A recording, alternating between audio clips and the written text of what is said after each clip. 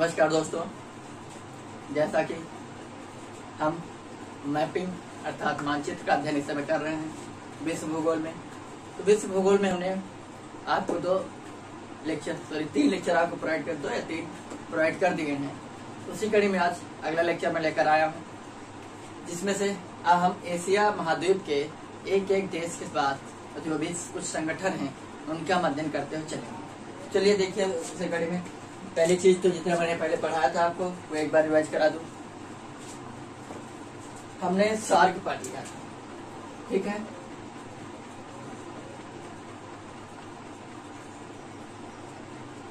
ये हमारा इंडिया है, सपोज दैट मान लेना, ठीक। ये श्रीलंका था। श्रीलंका का जो उत्तरी भाग है इसको जाफना बोलते हैं। क्या बोलते हैं? जाफना, या इसी को हम जाफना प्रायद्वीप भी बोलते हैं। देखिए ये एरिया है ना, जैसे इसको जाफना प्रायद्वीप भी बोलते हैं। श्रीलंका की सबसे बड़ी नदी महावली गंगा है। महावली गंगा जो सबसे बड़ी लंबी है, उसकी लंबाई टोटल 330 किलोमीटर है। कितनी है? 330 किलोमीटर। ये महावली जो कि श्रीलंका की सबसे लंबी नदी है, और जो कि भारत की सबसे लंबी नदी कौन सी? गंगा है, जिसकी 25 किलोमीटर टोटल लंबाई है। इसी से आप आकलन लगा सकते हैं कि श्रीलंका कितना बड़ा देश होगा। साथ ही श्रीलंका की राजधानी श्रीजयवर्धनेपुरम है इस समय, और इसके पहले कोलंबो थी। यहीं पर इसका सबसे दक्षिणतम बंदरगाह, सबसे प्रसिद्ध बंदरगाह हम्बनटोटा है, जिससे इस समय हम्बनटोटा पर अधिकार किसका? चीन का हो चुका है, ठीक है। एक्चुअली में अगर देखा जाए इस समय 1-2 सालों से, तो चीन जो है भारत के जितने पड़ोसी देश हैं एक्चुअली में आर्थिक स्थिति से काफी कमजोर है, इसलिए चीन उन पे हावी होता जा रहा है। श्रीलंका पे देखिए हम्बनटोटा पे अधिकार कर लिया उसने, ठीक है। उसी के बाद यहाँ पर क्या था? आपका मालदीव था, ठीक। ये आपका पाकिस्तान, इधर पाकिस्तान किधर? अफगानिस्तान था। ये यहाँ पर ये वाला एरिया नेपाल, ये वाला एरिया आपका भूटान, ठीक। ये आपका बांग्लादेश। ये टोटल देश थे जिनका मैंने विधिवत अध्ययन कर लिया था सार्क देशों के अंतर्गत। सार्क में कितने देश थे? 8 देश थे। देखा जाए, आप देखिए आपके स्क्रीन पे आ गया मानचित्र सार्क वाला, आप देख रहे हैं। इस पे जो 8 देश हैं, मैंने तरीका बताया था याद करने का। कहाँ से? स्टार्टिंग मालदीव से करेंगे, ठीक। मालदीव, श्रीलंका, भारत, पाकिस्तान, अफगानिस्तान, नेपाल, भूटान, बांग्लादेश। ये टोटल 8 देश है। कौन कौन से? मालदीव, श्रीलंका, भारत, पाकिस्तान, अफगानिस्तान, नेपाल, भूटान, बांग्लादेश। 8 कंट्री हो गए। ये कौन से थे? सार्क थे। सार्क का फुल फॉर्म मैंने आपको बता रखा था, याद होगा, south Asian association for regional corporation. Hindi में इसको क्या बोलते हैं? दक्षिण एशियाई क्षेत्रीय सहयोग संगठन। इसका मुख्यालय कहाँ है? नेपाल की राजधानी काठमांडू में। क्लियर? इतनी सारी चीजें मैंने आपको बता रखी थी। वहीं पर अगर आपसे पूछ लिया जाए श्रीलंका का आतंकी संगठन लिटे, LTTE फुल फॉर्म क्या था? लिबरल तमिल तेलुगु एलम, ठीक। सॉरी, लिबरेशन ऑफ तमिल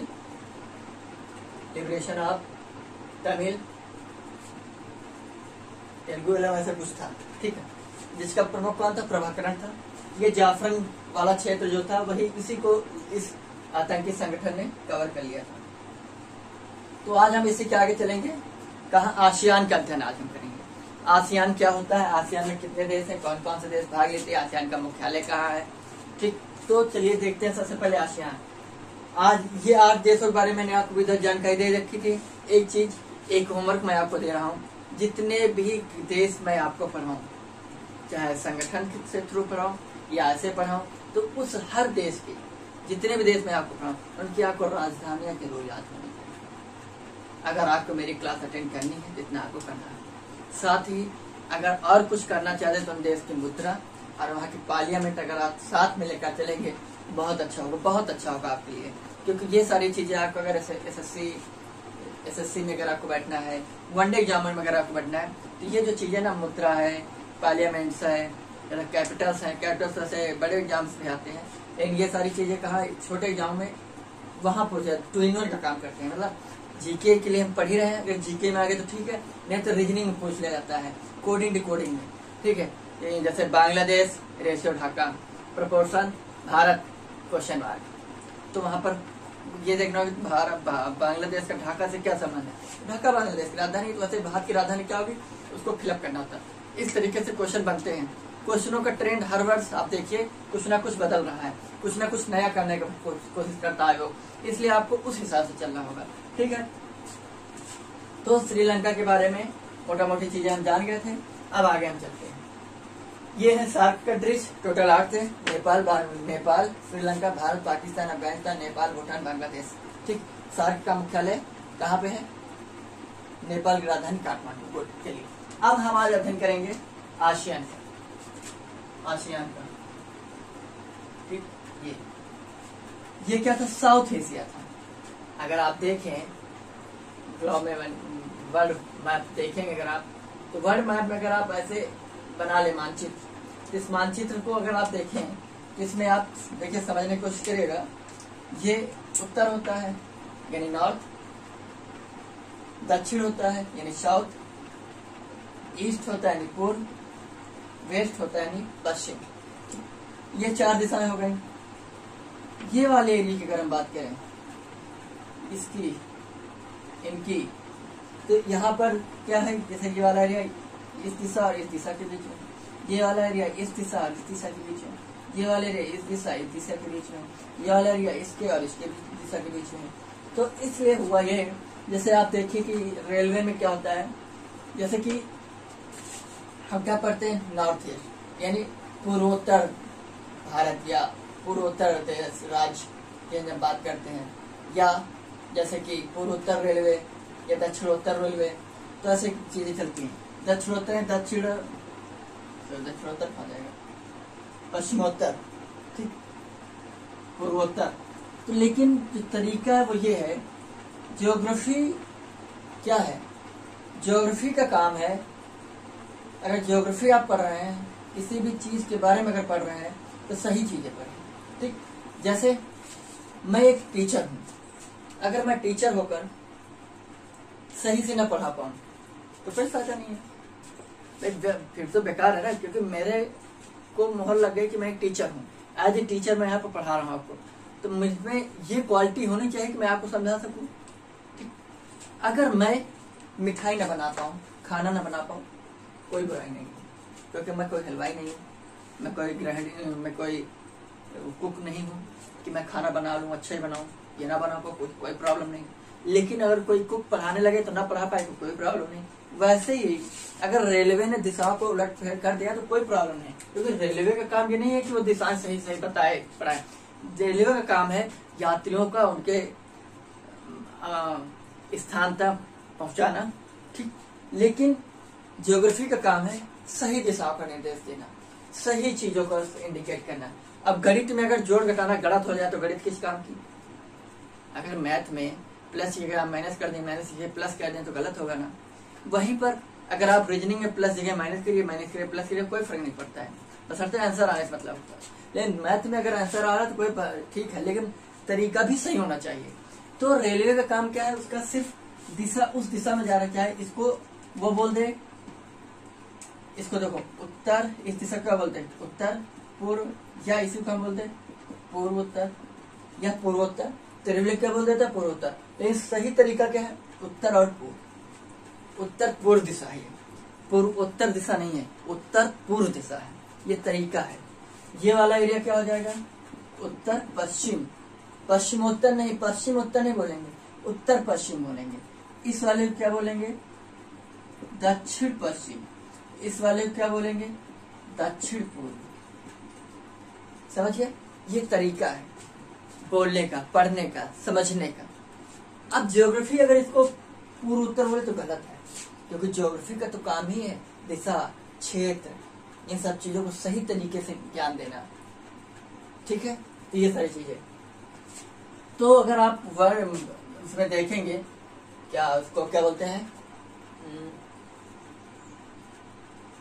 मानचित्र में, विश्व मानचित्र में, तो अगर आप ऐसे बनाएंगे तो ये वाले जितने भी देश है ये दक्षिण में आते हैं, इसीलिए इसको बोला गया साउथ एशिया, क्योंकि दक्षिण एशिया के अंतर्गत ये देश आते हैं। लेकिन ऐसे जैसे आसियान आप पढ़ेंगे। ठीक, आसियान के जो भी राज्य हैं, जो भी राष्ट्र हैं, वो सारे क्या है साउथ ईस्ट यानी दक्षिण पूर्व में पढ़ते हैं। किसे पढ़ते हैं? दक्षिण पूर्व में पढ़ेंगे। तो इसलिए ये अगर साउथ में है तो मुझे दक्षिण पूर्व पढ़ना, तो इसका मतलब सिद्ध है कि मुझे इस तरफ जितने भी राज्य उनके बारे में मुझे अध्ययन करना है। अगर यहीं पर हो जाए दक्षिण पश्चिम, तो इस तरफ जितने भी राज्य होंगे हम उनका अध्ययन करेंगे, या उत्तर पश्चिम हो जाते इस तरफ जितने राज्य होंगे उनका अध्ययन करेंगे। ये सारी चीजें होती हैं। ठीक है, तो आज हम पढ़ेंगे आसियान। आसियान के अंतर्गत 10 देश आते हैं, आपको पता होना चाहिए। आसियान का फुल फॉर्म आप समझ लें, association of south east Asian Nations. क्या होता है? एसोसिएशन यानी साउथ ईस्ट एशिया है भाई, ये जैसे साउथ एशियन था। ठीक, क्या था? ऐसे साउथ एसोसिएशन, सार्क था यार, साउथ एशियन एसोसिएशन। ठीक, साउथ एशियन था। दक्षिण एशिया, लेकिन क्या है? साउथ ईस्ट एशिया यानी दक्षिण पूर्व राज्यों के बारे में मुझे पढ़ना है। और संगठन है तो एसोसिएशन बोल देते हैं, राष्ट्रों का संगठन है तो नेशन बोल देते हैं। ठीक, तो south association for south east Asian Nations. ठीक, तो एशियन आसियान के अंतर्गत 10 देश आते हैं। अब उन्हें 10 देशों को पढ़ना है। जैसे ये जो देश है सार्क, इनकी आपको राजधानी पता होनी चाहिए। अगर मैं बोलना भूल गया था तो आपकी ड्यूटी करते हैं, कंपटीशन क्लास अटेंड कर रहे हैं, कुछ एक कदम आगे चलने की बात नहीं करता हूँ, लेकिन कुछ इंचेज आप आगे चलेंगे। जैसे आपको एक आइडिया होना चाहिए क्या पढ़ा रहे हैं, आगे क्या पढ़ा सकते हैं। इसलिए मैंने आपको ऑक्सफोर्ड लेने के लिए कहा था। ऑक्सफोर्ड अगर ले लिया तो बहुत अच्छी बात है। ऑक्सफोर्ड में अगर खोल के रीजन ये है कि मेरे पास डिजिटल बोर्ड नहीं है, ये मेरी सबसे बड़ी कमजोरी है। आजकल यूट्यूब में ज्यादातर जितने भी चैनल चल रहे हैं सभी में डिजिटल बोर्ड है, तो वहां पर कुछ भी पढ़ाना है, खोला साइड फटाफट पढ़ा दिया। जैसे मुझे एशिया पढ़ाना है, जैसे आसियान कंट्री पढ़ानी है, तो मेरे पास डिजिटल बोर्ड नहीं है। डिजिटल बोर्ड होता है, क्लिक करता, आसियान के सारे देश आते हैं, आपको दिखा देता, समझा देता, पढ़ा देता। ठीक, वो नहीं हो पा रहा मेरे से। रीजन क्योंकि मेरे पास डिजिटल बोर्ड भी ये फैसिलिटी मेरे पास नहीं है, इसलिए मैं खुद बना रहा हूँ। इसलिए आकृतियों पे फोकस मत करना कि अरे सर ने तो इस ऐसे मैं पैसे था उन्होंने ऐसे बना दिया, ऐसे था ऐसे। मेरा एक उद्देश्य है चीजें आपको समझाना, इसीलिए ऑक्सफोर्ड मैंने आपको बोल दिया है कि ऑक्सफोर्ड ले लीजिए। जो मैं पढ़ा रहा हूँ साथ में पढ़ते जाइए, ऑक्सफोर्ड में देखते जाइए। इसलिए मैं आप देखिए स्क्रीन में मैं मैप साथ में ऐड कर देता हूँ, ताकि यहाँ पर चीजें आपको समझ सकते हैं, लेकिन हूबहू चीजें यहाँ पर मैं दिखा नहीं सकता हूँ। इसलिए हूबहू चीजों को देखने या समझने के लिए मैं आपको मैप साथ में ऐड कर देता हूँ। ठीक है, तो ये सार्क कंट्री हो गए। अब आसियान के देश आए। आसियान के अंतर्गत 10 देश आते हैं। वो कौन कौन से देश हैं? चलिए सबसे पहले हम देखते हैं। यहाँ तक साउथ एशिया था, इसके आगे साउथ ईस्ट पढ़ेंगे। तो भारत से सटा हुआ एक देश है, भारत से सटा हुआ एक देश है जिसका नाम है म्यांमार। म्यांमार, ठीक, एक ये ऐसे मैं बना रहा हूँ ऐसे। ठीक, म्यांमार से एक सटा हुआ देश है थाईलैंड। ये 2 देश हो गए, म्यांमार और थाईलैंड। कितने हो गए? 2 हो गए। ये 8 देश थे, आगे 10 देश हम और पढ़ेंगे। टोटल अब तक जितने भी क्लास हैं उनमें से हम टोटल 18 देश पढ़ चुके होंगे। उन 18 देशों को आपको राजधानियां, वहाँ की मुद्रा, वहाँ की संसद यानी पार्लियामेंट मालूम होना चाहिए। ठीक, हो सके तो वहाँ के जो क्या बोलते हैं उनको, राष्ट्रपति, प्रधानमंत्री, जो प्रमुख हो उनके बारे में भी आपको पता होना चाहिए। कुछ भी नहीं है यार, कुछ भी नहीं है। जैसे आप पढ़ रहे हैं, इसके बाद जब आप करंट अफेयर पढ़ेंगे तो करंट अफेयर आपके दिमाग में बिल्कुल छपता हो चलेगा। अच्छा, पाकिस्तान की बात कर रहा, वो नाम तो पाक है लेकिन हरकत सारी नापाक है, उसके बारे में बात कर रहा है। अच्छा, श्रीलंका बात हो रही। अच्छा, ये मालदीव की कहानी, हम टोटल की बात चल रही है। ओ, ग्वादर बंदरगाह चल रही है, कराची बंदरगाह चल रही है।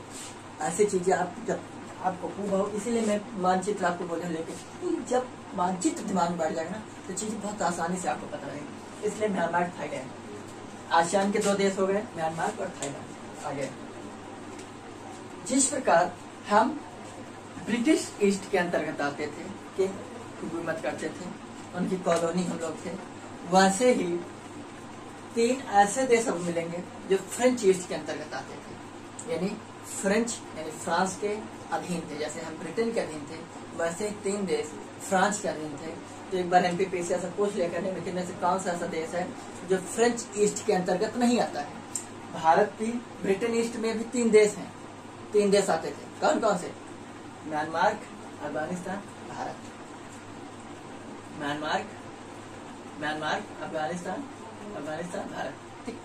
म्यांमार पहले भारत का ही हिस्सा था। म्यांमार भी पहले भारत का हिस्सा था, लेकिन 1935 अधिनियम के तहत ये भारत से अलग हो गया।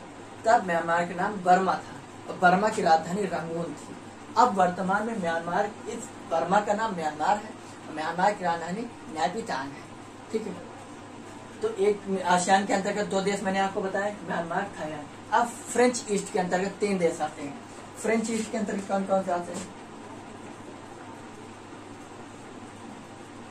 फ्रेंच ईस्ट कंट्रीज यानी फ्रेंच कॉलोनीज।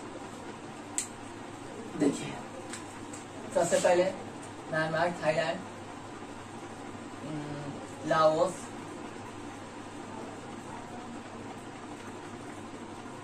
कंबोडिया,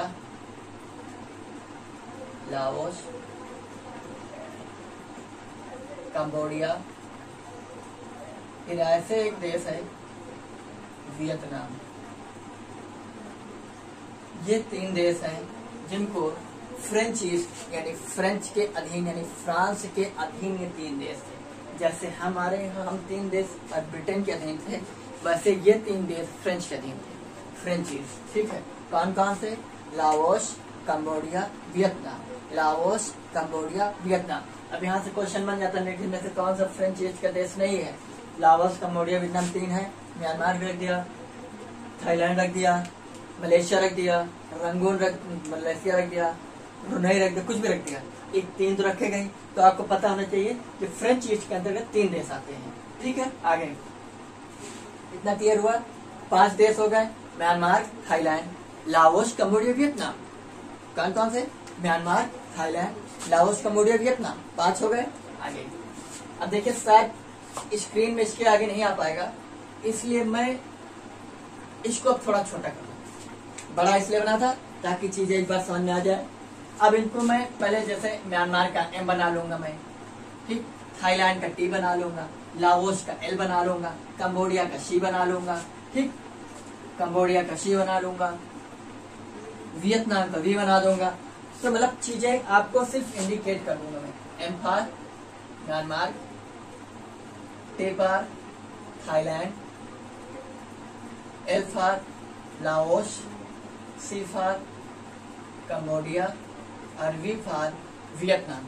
ये 5 देश हो गए, Myanmar, Thailand, Laos, Cambodia, Vietnam. 5 हो गए। 5 और बचे बस। अब देखिए आगे जैसे आप बढ़ेंगे, मानचित्र आप देख रहे हैं ना आसियान कंट्री में, जैसे ही आप बढ़ेंगे तो एक देश ऐसे है, ये ऐसे है एक भूभाग, ये पूरा ऐसे था, लेकिन लाखों वर्ष पहले सुनामी आने की वजह से ये बीच वाला एरिया ढह गया, बह गया, ठीक, जिसकी वजह से यहाँ पर सागर हो गया, जिसको बोलते हैं दक्षिण चीन सागर। अब चीनवा कहता है यार ये अपन के एरिया है, भाई वो क्या है, ताकतवर है, पैसा रुपया से संपन्न है, इसलिए अपने आईटी से कुछ समझता नहीं यार। अंधे नगरी चौपट राजा टके शेर भाजी टके शेर खा जाए, इसलिए मैं मलेशिया को थोड़ा ऊपर बनाने की कोशिश कर रहा हूँ, ताकि इसके नीचे इंडोनेशिया भी बनाऊंगा। इंडोनेशिया जो दुनिया का सबसे बड़ा मुस्लिम कंट्री है, ठीक, ये मलेशिया क्लियर। जब ये पूरा मलेशिया 2 भागों में डिवाइड हो गया, तो उसके बाद एक इस भाग से एक छोटा सा हिस्सा इससे अलग हो गया, एक इस भाग से इससे छोटा हिस्सा अलग हो गया। इधर से जो छोटा हिस्सा अलग हुआ इधर, और इसमें से जो एक हिस्सा अलग हुआ वो इधर से जो अलग हुआ इसका नाम दिया गया सिंगापुर। इस समय आर्थिक स्थिति से काफी समृद्ध देश है एशिया का। इधर जो नाम दिया गया उसका नाम था ब्रुनेई। क्या नाम था? ब्रुनेई। 5 वो 3 है, 5 3 8 हो गए। मलेशिया, ये पूरा एरिया मलेशिया था। मलेशिया बीच कट गया, 2 खंडों में डिवाइड हो गया। एक खंड में एक देश हो गया, दूसरे खंड में एक देश हो गया। यानी अब जिस खंड में एक देश था, अब उस 2 खंड, अब वो एक खंड 2 खंडों में डिवाइड हो गया, लेकिन वह एक देश 3 देशों में कन्वर्ट हो गया। जैसे मलेशिया, ये भी मलेशिया, ये भी मलेशिया, लेकिन इस वाले मलेशिया से एक छोटा हिस्सा इससे अलग हुआ, उस देश का नाम सिंगापुर। एक हिस्सा इस मलेशिया से अलग हुआ, उसका नाम ब्रुनेई। और इन दोनों मलेशिया के बीच से एरिया का भूभाग बह गया लाखों वर्ष पहले, और इस वाले एरिया में सागर समाहित हो गया, जिस सागर का नाम है दक्षिण चीन सागर। अगर सपोज दैट, जैसे एक तालाब है, ए का घर है, बी का घर है, सी का घर है, डी का घर है, इसमें ए सबसे ज्यादा समृद्ध है, तो ये ने क्या किया, डी इनसे थोड़ा कम समृद्ध है, सी इनसे कम थोड़ा सा, बी सबसे कमजोर है, यानी वीक पर्सन इज वी, सबसे वीकेस्ट पर्सन बोलते हैं, सबसे अच्छी बात। तो ए ने क्या किया, ए ने अपना एरिया पूरा ये ऐसे कवर कर रखा, डी थोड़ा ज्यादा पावरफुल है तो उसको ऐसे छोड़ दिया। फिर इधर से क्या किया, सी के पास डी के पोछा कम छोड़ा, लेकिन बी के घर के अंदर घुस गया, क्योंकि बी कमजोर था। तो वही इसने किया, मलेशिया कमजोर था तो उसने कहा हे मलेशिया सरेंडर, ये सब अपन कह दिया, अपना क्षेत्र है, इधर नजर नहीं रखने का, ठीक, ये सारी चीज। तो 8 कंट्री हो गए, 8 देश हो गए एशिया के। कौन कौन से, Myanmar, Thailand, Laos, Cambodia, Vietnam, Malaysia, Singapore, Brunei. फिर एक बार, Myanmar, Thailand, Laos, Cambodia, Vietnam, Malaysia, Singapore, Brunei. 8 हो गए।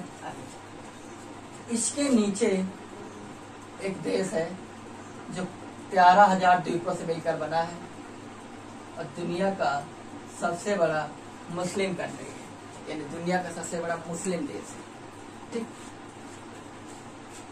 13,000 द्वीपों से कुल मिलकर बना, यानी सबसे बड़ा ग्रुप्स ऑफ आइसलैंड्स इसको बोलते हैं। तो दुनिया का सबसे बड़ा द्वीपीय देश कौन सा है, इंडोनेशिया है। इंडोनेशिया की राजधानी है जकार्ता। क्या है, जकार्ता। तो इंडोनेशिया की राजधानी जो जकार्ता है, जकार्ता में आसियान का मुख्यालय है। इसका मुख्यालय आसियान। तो उसके बाद इधर आएंगे तो आप देख रहे हैं कुछ ऐसे द्वीप बने हैं। इस देश का नाम है फिलीपींस। क्या नाम है, फिलीपींस। फिलिस्तीन नहीं, फिलीपींस। फिलिस्तीन इधर पड़ेगा, फिलिस्तीन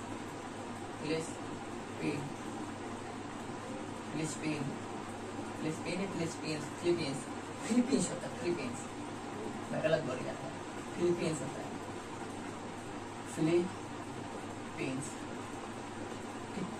इस फिलीपींस में एक बैंक है जिसका नाम ADB bank, Asian development bank. Philippines की राजधानी मनीला में। कहाँ है, मनीला में। आ गया समझ में, 10 देश हो गए। फिर से Myanmar, Thailand, Laos, Cambodia, Vietnam, Malaysia, Singapore, Brunei, Indonesia, Philippines. 10 हो गए। फिर से Myanmar, Thailand, Laos, Cambodia, Vietnam, Malaysia, Singapore, Brunei, Indonesia, Philippines. हो गए देश, सारे 10 हो गए। ये आसियान कंट्री है, यानी Asian association of south east Asian Nations, ठीक। ये सारे देश हो गए, जिसमें के अंतर्गत 10 देश आते हैं। अब इसका मुख्यालय, आसियान का मुख्यालय इंडोनेशिया की राजधानी जकार्ता है। अब जैसे थाईलैंड है, थाईलैंड में सफेद हाथी पाए जाते हैं, इसलिए इसको सफेद हाथियों वाला देश भी कहते हैं, व्हाइट एलिफेंट कंट्री। वहीं पर बहुत ज्यादा क्यों फेमस सफेद हाथी, फेमस इसलिए है क्योंकि जिस प्रकार हमारे यहाँ गाय को मान्यता है, वैसे ही थाईलैंड में हाथी, सफेद हाथियों की मान्यता है। यानी जैसे हमारे गाय पूजनीय है, गाय क्या हमारे पूजनीय है, वैसे यहाँ थाईलैंड में सफेद हाथी पूजनीय है। आगे समझ में, आगे अगर देखा जाए जो फ्रेंच ईस्ट कंट्री कौन कौन से 3 हैं, लाओस, कंबोडिया, वियतनाम, वो फ्रेंच एज कंट्री है। क्लियर, पता होना चाहिए आपको। यहीं से क्वेश्चन बनते हैं और फिर ये किसी वन लाइनर बुक में नहीं मिलेगा आपको। दूसरी चीज अगर बात की जाए तो ये एशियन डेवलपमेंट बैंक जो है कहाँ है, फिलीपींस की राजधानी मनीला में। ये हो गए आसियान कंट्री। अब टोटल आप सारे देश एक बार गिनो, 18 के देश, 8 ये 10 ये। शुरू करते हैं हम यहाँ से, सॉरी मालदीव से। मालदीव, श्रीलंका, भारत, पाकिस्तान, अफगानिस्तान, नेपाल, भूटान, बांग्लादेश। ठीक, आगे Myanmar, Thailand, Laos, Cambodia, Vietnam, Malaysia, Singapore, Brunei, Indonesia, Philippines. तो अगर 10 फिर एक बार, Maldives, Sri Lanka, Bharat, Pakistan, Afghanistan, Nepal, Bhutan, Bangladesh, Myanmar, Thailand, Laos, Cambodia, Vietnam, Malaysia, Singapore, Brunei, Indonesia, Philippines. ये हो गया 18 देश। अगर अब इन 18 देशों की आपको राजधानी हो जाए पता तो क्या बात है, बहुत अच्छी बात है, सोने पे सुहागा हो जाएगा। देखिए, मालदीव की राजधानी माले, श्रीलंका की राजधानी पहले कोलंबो थी, अब जयवर्धनेपुरम में, इसलिए जयवर्धनेपुरम पे आपको टिक करना है, ऑप्शन नंबर सी। भारत की राजधानी इंडिया, दुनिया को पता है, आपको पता होना चाहिए, आप इंडिया में है, नहीं पता है तो आपको चुल्लू पानी में डूबो। भारत की राजधानी इंडिया। पाकिस्तान, दुश्मन को की हर एक चीज पे आपको जानकारी होनी चाहिए। पाकिस्तान की राजधानी इस्लामाबाद। अफगानिस्तान की राजधानी काबुल, नेपाल की राजधानी काठमांडू, भूटान की राजधानी थिम्पू और बांग्लादेश की राजधानी ढाका। ठीक, ये 8 हो गए, बाकी उन 10 की आप याद करेंगे। अब हम पढ़ते हैं अपने पड़ोसी के बारे में, पाकिस्तान। जब जब पाकिस्तान रहेगा तब तक भारत अपने आप बहुत आगे रहेगा, बहुत आगे। जब भी आपके पीछे आपके दुश्मन पड़ जाए, आपका नाम अपने आप ही सुर्खियों में बना रहता है। जिस का नाम राम हो, जरूरी नहीं है कि भगवान राम के ही आस्था से परिपाक। नाम पाक रखने से हरकतें पाक नहीं होती हैं, ना पाक हो जाती। वैसे ही हमारा पड़ोसी मुल्क पाकिस्तान, नाम तो पाक है लेकिन सारी की सारी हरकतें उसकी नापाक है। तो चलिए देखते हैं पाकिस्तान जी के बारे में। बड़ी इज्जत से मैंने नाम ले लिया पाकिस्तान जी। चलिए आइए, बात अगर पाकिस्तान की जाए तो पाकिस्तान में प्रमुख 4 ही बड़े राज्य हैं, 4। अब मैं इसको थोड़ा रफ कर दूं और पाकिस्तान का एरिया थोड़ा बड़ा कर दूं और बना दूं, फिर हम आगे पढ़ते हैं। बाकी सब मानचित्र आपको मिलते रहेंगे, स्लाइड्स पे आते रहेंगे, स्क्रीन पे आपके, और आप देखते रहेंगे। मैं इसलिए लगा देता हूँ ताकि आपको विधिवत समझ में आता रहे। ठीक, बाकी मैं यहाँ समझा ही देता हूँ। चलिए देखते रहिए।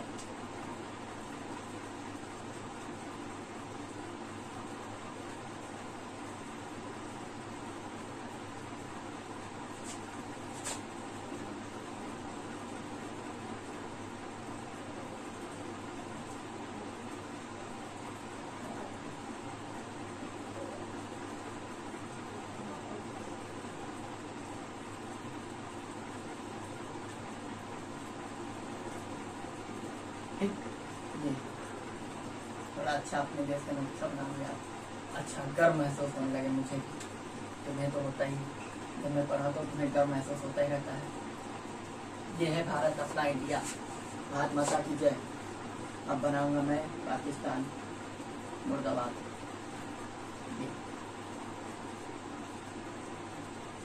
ये अपना पड़ोसी मुल्क पाकिस्तान। वो बहुआ से तो नहीं बना, लेकिन काफी हद तक मैंने कोशिश की है वैसा बन जाए। पाकिस्तान का जो सबसे प्रमुख एरिया है ये वाला, ये बना दो, ये सिंध, पंजाब, बलूचिस्तान। ठीक, इसके 4 प्रमुख राज्य हैं पाकिस्तान में, बलूचिस्तान, सिंध, पंजाब, खैबर पख्तूनख्वा। खैबर पख्तूनख्वा, इनका खैबर पख्तूनख्वा ये है, क्या है, खैबर खख्तूनवा, ये है खैबर खख्तूनवा, ये है बलूचिस्तान, ये बलूचिस्तान, ये है सिंध, ये है पंजाब। क्लियर? आ रहा समझ में? चलिए देखते रहें। इसमें जो इनका राज्य है बलूचिस्तान, बलूचिस्तान सबसे बड़ा राज्य है, पाकिस्तान का सबसे बड़ा राज्य बलूचिस्तान है। बलूचिस्तान के अंतर्गत दो प्रमुख बंदरगाह आते हैं। चलिए देखते हैं कौन कौन से दो प्रमुख बंदरगाह हैं। एक है यहाँ पर और एक है यहाँ पर, ठीक, एक यहाँ पर और एक यहाँ पर। इसका नाम है ग्वादर बंदरगाह। क्या नाम है? ग्वादर बंदरगाह। और इसका नाम है कराची बंदरगाह। क्या नाम है? कराची बंदरगाह। क्लियर? ग्वादर बंदरगाह वही बंदरगाह जिस पे चीन ने पूरा अधिकार कर लिया अपना पूर्ण रूप से। देखो कैसे ये सिंध वही एरिया जैसे हमारे यहाँ राष्ट्रगान में है पंजाब सिंध, तो वही है जो लोग समझते नहीं है, राष्ट्रगान नहीं समझते यार अपना। ये पूरा पंजाब, सिंध, गुजरात, मराठा, ग्रामीण, उत्कल, बंद, विंध्य, हिमाचल, यमुना, गंगा, उत्कल जलाधिकरण, समझ गए? ये सब पूरा एरिया है। चलिए आगे। जो चीन है, चीन ने एक कॉरिडोर बनाया है, एक रास्ता बनाया है। खुद हुआ ये कि पहले जो चीन था, जैसे श्रीलंका है, तो ये हमारा यहाँ ऊपर चीन है, ये चाइना है। क्लियर? चाइना और कोई व्यापार करना है इधर north east sorry western country से, ये इधर करना है तो चाइना से ये पूरा एरिया यानी दक्षिण चीन सागर होते हुए महाभारत इधर मतलब दक्षिण चीन सागर होकर आता था। लेकिन इधर Myanmar, Thailand, Laos, Cambodia, Vietnam तो सटे हैं, उधर मलेशिया के एरिया के बीच से होकर गुजर के इधर से आता था। और श्रीलंका के दक्षिण से होते हिंद महासागर होते, तब फिर यहाँ पर इराक, ईरान, यानी इस तरह पूरे दुनिया पे फिर व्यापार करता था। तो उसके दिमाग में था कि मैं यहाँ से कहीं से निकाल दूं कॉरिडोर म्यांमार से होते हुए। म्यांमार में भी उसने एक रास्ता बना लिया है, ठीक है। तो उसने दिमाग लगाया, उसने क्या किया, यहाँ से लेके ये गलत जा रहा है, ये ऐसे ऐसे ये यानी पीओके वाला जो एरिया है उसके होते हुए एक रास्ता निकाला, कॉरिडोर, एक गलियारा, जिसका नाम है चीन और पाकिस्तान के रास्ता से सहमति बनी है तो चाइना पाक economical corridor, CPEC, short form इसका होता है CPEC, China Pakistan economical corridor, ठीक, यानी चीन पाकिस्तान आर्थिक गलियारा, इकोनॉमिकल कॉरिडोर। मतलब यहाँ से क्या है, पूरा व्यापार करेगा। खुद ही सोचिए, ये एरिया यहाँ से यहाँ तक जाता था और ये यहाँ से खराक से आ गया। इधर पानी के जहाज से होकर जाना था, यानी बहुत दिन लगते थे, 6-6, 7-7 महीने एक व्यापार करने में। अब यहाँ से ट्रकों के माध्यम से सीधा माल पहुंचाए, फटाफट पहुंचेगा, ठीक है। तो इसलिए अब चीन बहुत अच्छा हो गया चीन के लिए।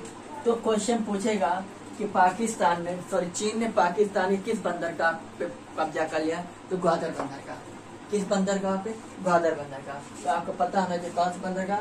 ग्वादर बंदरगाह, ठीक। तो ग्वादर बंदरगाह कहाँ है? बलूचिस्तान में। बलूचिस्तान में दोनों है, ग्वादर और कराची।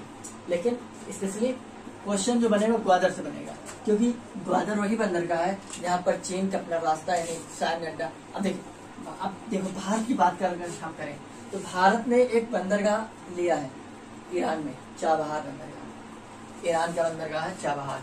चाबहार भारत ने सिर्फ व्यापारिक दृष्टिकोण से इस बंदरगाह पर कब्जा किया, मतलब लिया है। वहां पर अपना सैन्य अड्डा नहीं बना सकता, जबकि चीन जो है ग्वादर को पूरी तरीके से हथिया चुका है और वहां का पूरी अच्छे विधिवत तरीके से मतलब सुंदरीकरण कर चुका है, अच्छे विधिवत तरीके से, बहुत ही अच्छी तरीके से सुंदरीकरण कर चुका है। डेवलपमेंट बहुत विकट कर दिया चीन ने, इसीलिए समझिए आप। लेकिन हमारी जो मीडिया है, हमारे जो चौथा स्तंभ जिसको कहा जाता है, इतना घटिया काम कर रहे हैं इस समय कि जिसके बारे में जितना भी नीचता वाले शब्द इस्तेमाल किया जाए कम पड़े। समझ गए?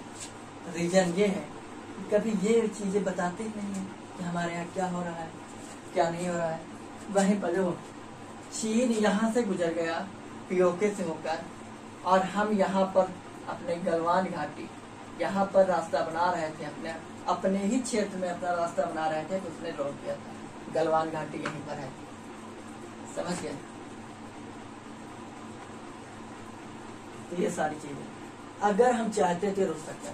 क्या हम ये कहते, अगर भैया इंदिरा गांधी को आयरन लेडी इसलिए नहीं कहा जाता, रूस के फायदे के लिए इंदिरा गांधी ने श्रीलंका से हम्बन छोटा बंदरगाह से किसको भगा दिया था?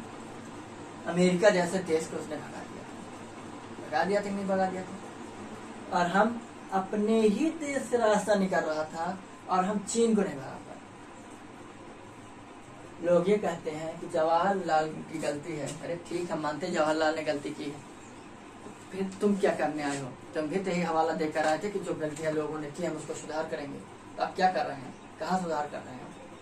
करना चाहिए था ना, करना चाहिए नहीं करना चाहिए, नहीं किया, कहाँ से करेंगे भाई? हम तुम में और उनमें फर्क ही क्या है? अगर तुम हर जगह जवाहरलाल नेहरू की गलतियों का हवाला देते रहते हो तो आप उन पे सही काम करो ना। आप भी तो वही कर रहे हो। आप भी तो रोड नहीं रोक पाए हो, नहीं रोक पाए ना। बेकार की बात करने के लिए 56 इंची सीना लेकर लेंगे। चलिए आगे। तो ये वही कॉरिडोर है सीपीईसी। तो सीपीईसी का फुल फॉर्म पूछेगा, चाइना पाकिस्तान इकोनॉमिकल कॉरिडोर। ठीक, आगे। अब बात अगर पाकिस्तान की हम करें तो पाकिस्तान की जो कुछ प्रमुख चोटियां हैं, जैसे यहीं पर एक इनका पर्वत है सुलेमान। सुलेमान पर्वत जो है वो आपका इस एरिया में पड़ेगा, शायद यहाँ पर। हाँ, एक यहाँ पर नमक पहाड़ी, सेम कलर होगा। यहाँ पर एक नमक पहाड़ी के नाम से जानी जाती है। यहाँ पर इसके दक्षिण में सुलेमान पर्वत है। उसके दक्षिण में अगर आप आए तो एक किरथर पहाड़ी है, और इधर आप आएंगे तो एक पहाड़ी आपको मिलेगी मकरान। मकरान जो है ये ग्वादर पहाड़ी के, ग्वादर जो है मकरान पहाड़ी के अंतर्गत ही स्थित है। मकरान पहाड़ी, ठीक, मकरान की पहाड़ी के अंतर्गत ही ग्वादर पहाड़, ग्वादर बंदरगाह स्थित है। साथ ही में नमक पहाड़ी, क्योंकि यहाँ पर अच्छी खासी मात्रा में नमक पाया जाता है इसलिए इसको नमक पहाड़ी बोलते हैं। शॉर्ट रेंज पर्वत श्रृंखला, ये नमक, मकरान, किरथर, सुलेमान।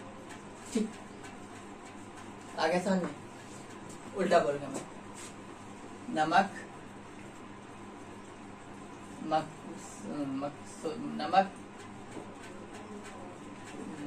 हाँ, नमक, सुलेमान, किरथर, मकरान। ठीक, नमक, सुलेमान, किरथर और मकरान, ये पहाड़ियां हैं। सुलेमान और किरथर ये वही पहाड़ियां जिनके बीच में जो खाली एरिया है, जो हजारों वर्ष पहले सबसे पहले जो फसल पाई गई थी जब, वो इसी क्षेत्र में इसकी फसल हुई थी। कहाँ पर? सुलेमान और किरथर पहाड़ियों के बीच में। आया समझ में? अगर बात की जाए पाकिस्तान की, तो ये जो हिमालय पर्वत आपका है, ये ऐसे चला गया हिमालय पर्वत। हिमालय पर्वत यहाँ पर एक पॉइंट है जम्मू कश्मीर में, याद नहीं आ रहा है, वहां से 2 पर्वत श्रेणियों में डिवाइड होता है। एक पर्वत श्रेणी सीधे चली जाती है अफगानिस्तान, ऐसे एक यहाँ भारत में रह जाती है। जो भारत में रह जाती है वही सुलेमान पर्वत, भारत पाकिस्तान में जो रह जाती है उसे को सुलेमान पर्वत श्रेणी बोलते हैं। और जो पाकिस्तान अफगानिस्तान चली जाती है उसको हिंदकुश पर्वत बोलते हैं। तो हिंदकुश पर्वत जो है पाकिस्तान और अफगानिस्तान के बीच ही है। यह एक प्रकार से डिवाइडिंग का काम करता है। ठीक है, कौन? पाकिस्तान और अफगानिस्तान के बीच है हिंदकुश पर्वत श्रेणी। हिंदकुश पर्वत श्रेणी और सुलेमान पर्वत श्रेणी किस पर्वत श्रेणी के हिस्से हैं? तो आपको पता होना चाहिए हिमालय पर्वत के ही ये शाखाएं हैं। ठीक, सिंध वाला एरिया जो है ये सिंध है। सिंध यही। यहाँ पर एक शहर है नवाबशाह। नवाबशाह एक शहर है। यहीं पर एक ऐसे शख्स का जन्म हुआ था जो कुछ वर्षों बाद भारत में आ गया था। भारत के इसे गुजरात और राजस्थान क्षेत्र में उसके काफी अनुयायी भी बन गए थे, जिसका नाम था आशाराम बापू। आशाराम बापू का जन्म पाकिस्तान हुआ था नवाब शहर में। ठीक, नवाबशाह शहर में। नवाबशाह शहर जो है सिंध में पड़ता है। सिंध यानी पाकिस्तान वाला सिंध। पंजाब दो हिस्सों में डिवाइड हुआ। आधा हिस्सा पंजाब पाकिस्तान में चला गया, आधा पंजाब भारत में है। सिंध वही हिस्सा है जहाँ पर गुजरात और राजस्थान के जो क्षेत्र हैं वो सिंध के अंतर्गत ही आते हैं। लेकिन भारत पाकिस्तान में आज भी सिंध है, लेकिन भारत में आज गुजरात और ये राजस्थान वगैरह क्षेत्र कुछ कुछ हिस्से आ जाते हैं। ये वही एरिया है। तो नवाबशाह शहर से आशाराम बापू का जन्म हुआ, इसीलिए वो यहाँ आ गया था भारत में। उसकी हरकतें अब देखो, जब ये यहाँ पर ये बलूचिस्तान पे ग्वादर बंदरगाह पे कॉरिडोर बना रहे थे, इनको रोकने के लिए कितना अच्छा उपाय था। चाहते तो रोक सकते थे। जब इंदिरा गांधी श्रीलंका में आतंकवादी संगठन खुद भेजकर रोक सकती थी, क्योंकि वो अलग होना चाहता था वो एरिया। वैसे बलूचिस्तान जो है रियल में पाकिस्तान के जितने भी बड़े बड़े हुक्मरान लोग हैं, नेता, नगरी, इंडस्ट्रियल क्षेत्र से उद्योगपति जितने भी सारे हैं, वो पंजाब जो क्षेत्र है वहां पर रहते हैं। ठीक, बलूचिस्तान और सिंध, पंजाब और सिंध यही तो क्षेत्र हैं जहां पर मुसलमानों को सच्चा पाकिस्तानी माना जाता है। बाकी जितने भी क्षेत्र हैं, खैबर पख्तूनख्वा और ये बलूचिस्तान तो ऐसे ही आज दिन अलग होने की मांग करता रहता है। तो जब ये कॉरिडोर बन रहा था तो इनको कुछ नहीं करना था। यहाँ से अच्छे खासे हथियार भेजते या पैसा दे देते कि लो बलूचिस्तान खरीदो, और 24 वाले पाकिस्तान आए, जो भी चीन है मार दो, भून दो सालों को। तो फिर पता तो चल जाता कौन क्या करता। तो कह देते या तो तुम बलूचिस्तान को छोड़ दो, या तुम कॉरिडोर को थोड़ा बंद कर दो बनाना, हम इसको बंद करा देंगे बलूचिस्तान से आते। समझे? तो ये हो सकता है। जो चीज खुद, जब आग खुद ही लगी तो भड़काने में क्यों देरी करो यार, जब अपने फायदे की बात होती है। आग लगाने की मैं बात नहीं करो, आग तो ऑलरेडी लगी हुई है, लपटे भी उठ रहे हैं। सिर्फ उन लपटों में आग को थोड़ा थोड़ा घी ऐसे टपकाना था। ठीक है, वो भी नहीं कर सकते तो चलो, ये सॉफ्ट पॉलिसी हमारे यहाँ की है कि हमारे क्षेत्र से रोड निकल गया और हम देखते देखते रह गए। सिर्फ ये चिल्लाते रह गए, मुझे छप्पा नहीं सीना मेरे पास है, छप्पा नहीं सीना मेरे पास है। अरे सीना है तो दिखाओ ना यार, फाड़ के दिखाओ। सीना सीना करते रहते। यहाँ तो सिर्फ 2019 में इलेक्शन हुआ था, उसके जीतने के बाद 24 की तैयारी हो गई थी। कभी मध्य प्रदेश का इलेक्शन जीतना है, कभी पश्चिम बंगाल का जीतना है, कभी गुजरात ही जीतना है। सिर्फ ये रणनीति चलते हैं। देश में बाहर कौन कहाँ कब्जा किया कर ले रहा है, ये नहीं करना। यहाँ तो अपनों की वोटिंग करनी है, अच्छी वोटिंग करते हैं। जब देश के प्रधानमंत्री किसी भी देश की किसी विपक्षी पार्टी की वोटिंग करे तो आप अंदाजा लगा सकते हैं इसकी मानसिक स्थिति क्या होगी। ठीक है, चलिए आगे, ज्यादा नहीं बोलना चाहिए, लेकिन फिर भी गुस्सा आ जाता है तो बोल देता हूँ। तो ये पाकिस्तान है। पाकिस्तान ये 4 प्रमुख पर्वत श्रेणियां हैं। कौन कौन से? उत्तर से दक्षिण में अगर देखेंगे तो नमक पर्वत श्रेणी, उसके नीचे सुलेमान, उसके नीचे किरथर, उसके नीचे मकरान। मकरान के अंतर्गत ही ग्वादर बंदरगाह आता है। ग्वादर बंदरगाह पे ही चीन ने कब्जा कर रखा है। सीपीईसी कहाँ से कहाँ तक है? तो चीन से ग्वादर बंदरगाह आता है। ठीक है, ये सारी चीजें आपको पता होनी चाहिए। बाकी अब सीपीईसी के बारे में आप जानकारी कलेक्ट कर लें कि CPSC की कुल लंबाई कितनी है, कहाँ से कहाँ तक है। ठीक ऐसे क्वेश्चन बनेंगे। आगे समझ में।